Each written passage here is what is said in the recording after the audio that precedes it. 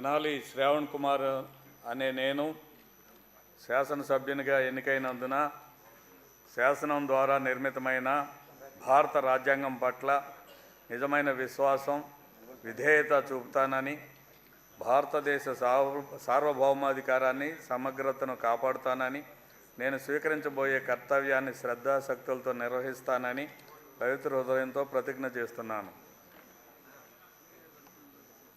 ఆంధ్రప్రదేశ్ శాసనసభ సభ్యుడినైన తెనాలి శ్రావణ్ కుమార్ అనే నేను సభ నియమాలకు కట్టుబడి ఉంటానని, వాటిని అనుసరిస్తానని, సభ మర్యాదలను పాటిస్తానని, సాంప్రదాయాలను గౌరవిస్తానని పవిత్ర హృదయంతో ప్రతిజ్ఞ చేస్తున్నాను.